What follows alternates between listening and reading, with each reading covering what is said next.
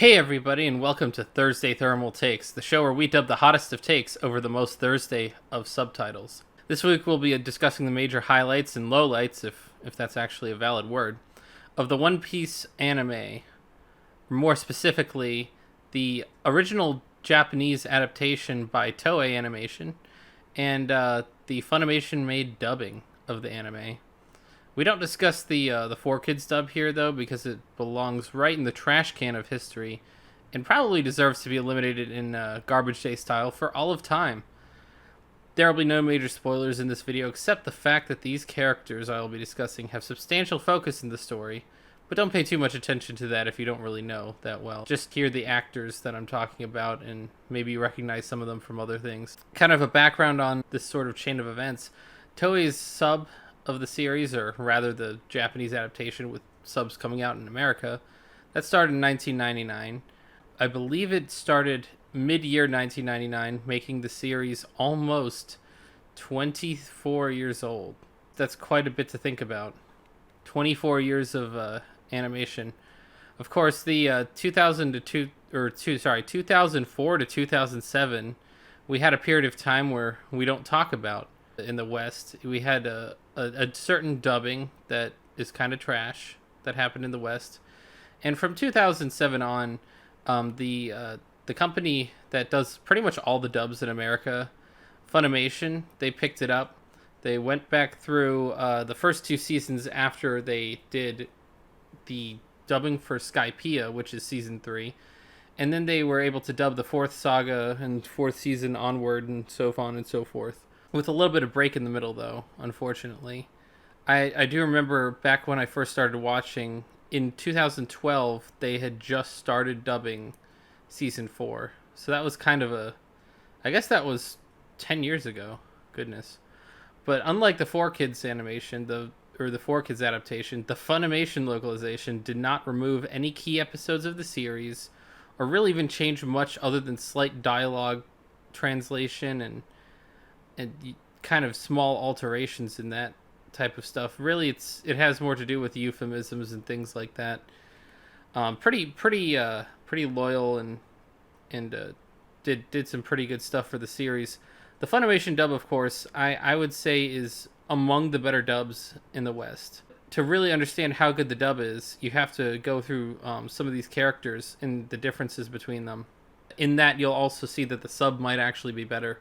Of course, starting with Luffy, you have Colleen Clinkenbeard, very aptly named. She dubbed the first. Well, actually, she's still the voice actress, and she's been going on for a while, and that's pretty impressive. I mean, I believe they started dubbing, I would say, in 2006, maybe into 2007. They started working on the series with the actual new voice actors who are better than the 4Kids ones. Actually, I would say that Colleen Clinkenbeard is one of my least favorite of the series, and I think that Luffy is better served in the sub, but only because the voice done by Clinkenbeard is kind of scratchy, and it's a little bit annoying at times, but a lot of people, it's hard for them once they hear Luffy enough, and then you go to sub, it just kind of sucks. It takes a lot to get used to. Probably one of the biggest upgrades, in my opinion, if you were to go from dub to sub, if you were to stop watching in English and go to Japanese, would be Roronoa Zoro, played by Christopher Sabat. Now, he may be known to everybody almost at this point. He's probably the most popular dub actor that Funimation goes to go and dub everything. He's in pretty much all of their shows. At some point or another, he is some character in almost every show dubbed by Funimation that could even fit him in. I think this is a pretty big deal to have an actor like this. He did like a quarter of the voices on Dragon Ball. He's also known for doing My Hero Academia's All Might. Just a lot of very key roles in major series. The list would really go on and on, so there's no point in going into that. Nami's played by a fairly underrated voice actress, Lucy Christian. She does a few things here and there, but is really, I think, most known probably for Nami. Just a couple other roles. She's actually, I would say, one of the biggest upgrades if you're going to go from the Japanese sub to the English dub.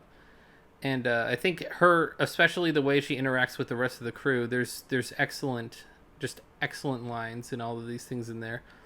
Of course, you have Usopp, who's played by Sonny Strait, voice actor for a guy last week we talked about, Koro Sensei, as well as Present Mike from My Hero Academia and a whole bunch of other stuff. Similar in a way to Christopher Sabat, just not in nearly as many roles. Usopp probably, I would say, is another good upgrade from sub to dub. I think English Usopp is probably one of the more well adapted characters. I don't know that I think, aside from maybe Nami, I don't know that there are a lot of better adapted characters voice wise than Usopp. Sanji, we're gonna go with a sort of tie here. I'm not really sure whether or not I like the sub or the dub better. The dub's played by Eric Vale. He's fairly decent, but I mean, I think Sanji's sub is a lot more iconic in many people's heads. Eric Vale, though, he does a great job. It's kind of a tough one for me. I might give the slight edge to Eric Vale just because he has to do something that someone else has already done, and that's kind of hard. And Chopper, Tony Chopper, is played by Brina Palencia. That's probably, of the main cast, is the most annoying to listen to in the dub. Definitely way better in Japanese.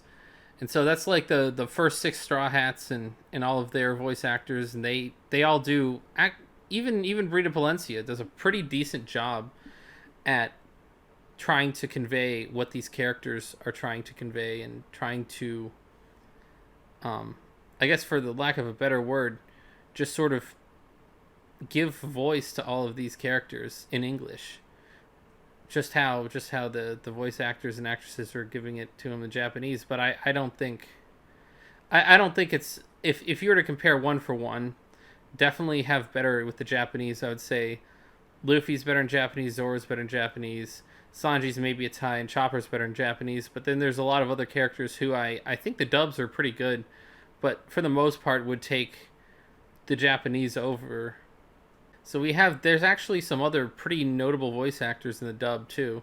You have Trafalgar Law, major character in the later half of the series, played by Matthew Mercer, who does a lot of big roles. He's Jotaro from JoJo's Bizarre Adventure. He plays Levi Ackerman in Attack on Titan. Probably some of the most iconic roles in all of anime, dubbed by this guy.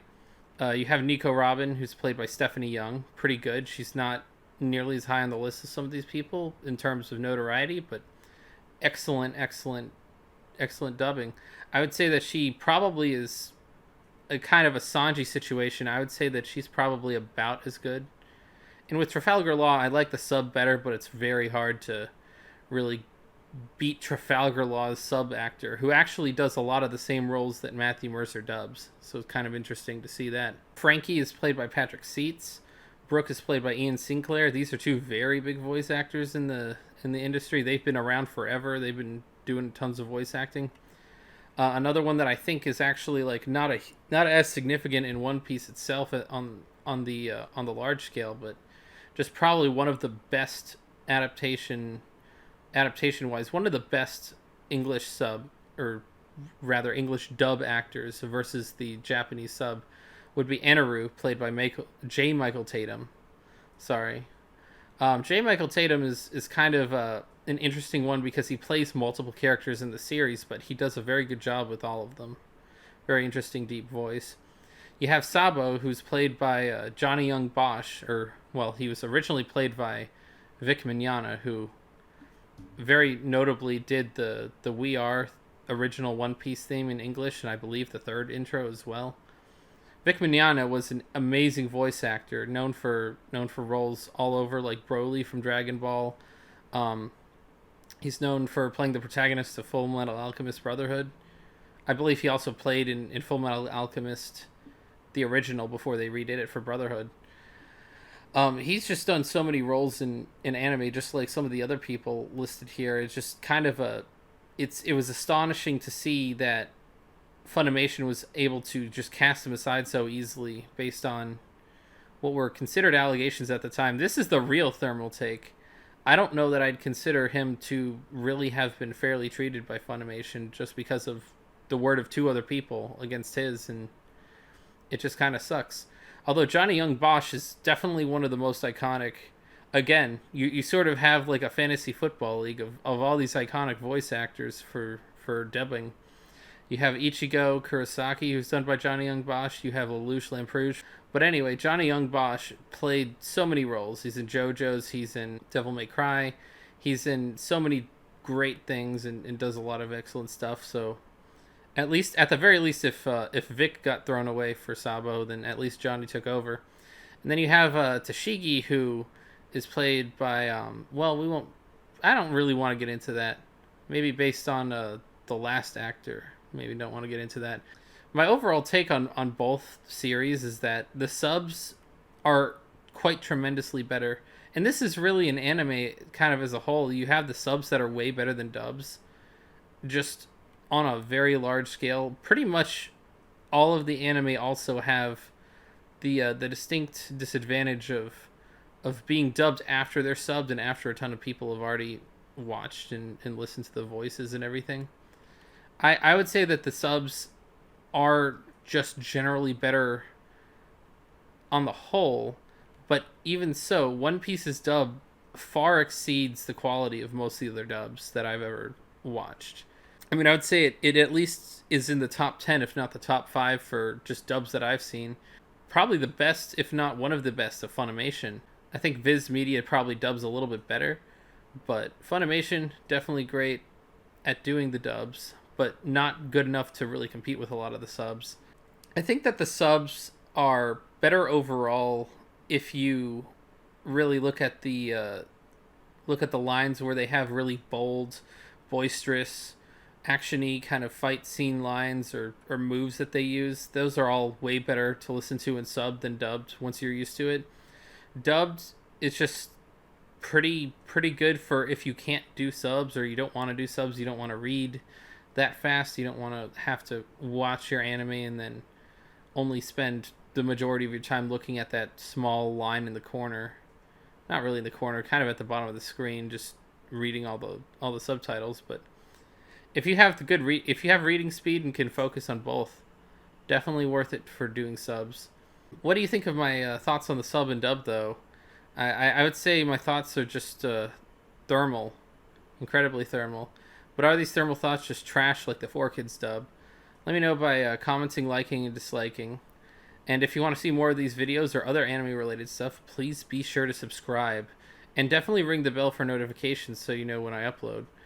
Also, if you want to just follow me in general, listen to any kind of posts that I do, just kind of crappy, random shit posting, I would say to go follow me on Twitter at ProAntagonist2 for more based opinions and, of course, updates on the channel. Last week we had a delay just because of the video or the video not rendering properly and my internet being completely dead. So be sure to follow all those things. And yeah, this is Thursday Thermal Takes, and I'll see you next week.